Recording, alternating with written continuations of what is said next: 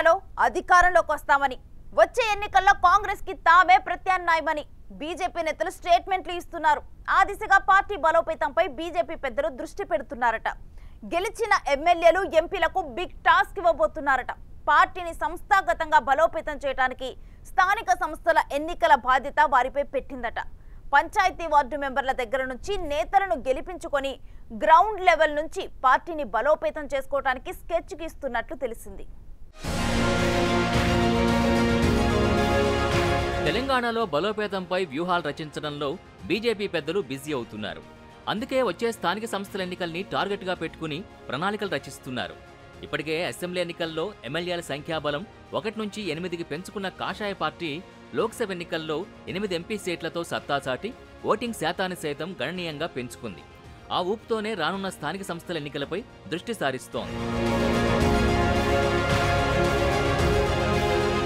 Local body ఎలక్షన్స్లో సత్తాచాటి పార్టీని ground level నుంచి బలోపేతం చేసుకోవడానికి కమల్నాథులు స్కెచ్ గీస్తున్నారు. ఆ బాధ్యతల్ని గెలిచిన ఎమ్మెల్యేలు ఎంపీల భుజస్కంధాలపై పెడుతూ బిగ్ టాస్క్ అప్పగించారట. గెలిచిన ప్రతినిధులంతా స్థానిక ఎన్నికల్లో పార్టీ ఓటు బ్యాంకును గణనీయంగా పెంచాలని, దాంతోపాటు కాంగ్రెస్ దూకుడుకు అడ్డుకట్ట వేయాలని టార్గెట్లు ఫిక్స్ చేశారట.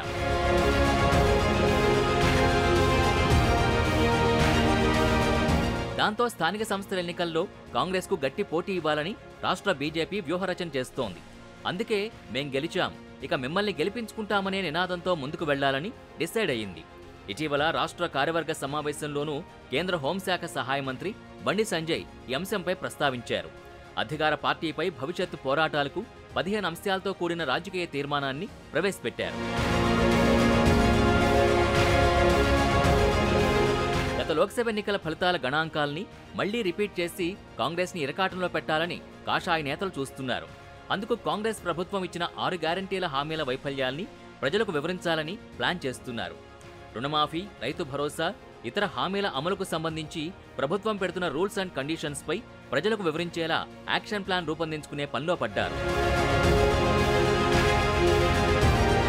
గత పార్లమెంట్ ఎన్నికల్లో అధికార పార్టీకి దీటుగా ఎంపీ స్థానాలు సాధించిన కాషాయ పార్టీకి స్థానిక సంస్థల ఎన్నికల్లో కనీసం కాంగ్రెస్తో సమానంగా ఫలితాలొచ్చినా వచ్చే సార్వత్రిక ఎన్నికల్లో బీజేపీకి ఆయుధంగా మారనుందని అంచనా వేస్తున్నారు. ఆ రిజల్ట్స్ రాబట్టుకోవడానికి ఇప్పటినుంచే కాషాయ శ్రేణులు వచ్చే అసెంబ్లీ ఎన్నికల్లో తెలంగాణలో అధికారం బీజేపీదేనని పదే పదే స్టేట్మెంట్లు ఇస్తూ మైండ్ గేమ్ మొదలుపెట్టారు.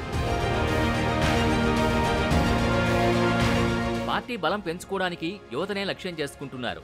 ఇప్పటికే రాష్ట్ర వ్యాప్తంగా నిరుద్యోగుల నిరసనలు వెల్లువెత్తుతున్నాయి. నిరుద్యోగుల సమస్యలపై పోరాటాలు నిర్వహించి వారిని తమకు అనుకూలంగా మార్చుకోవాలని కమల్నాథులు భావిస్తున్నారు.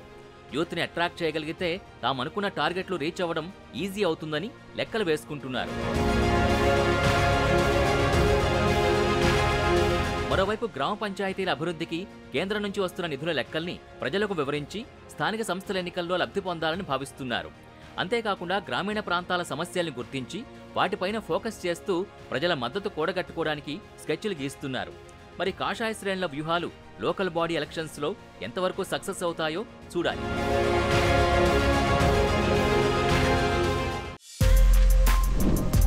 For more videos like this, subscribe Big TV channel.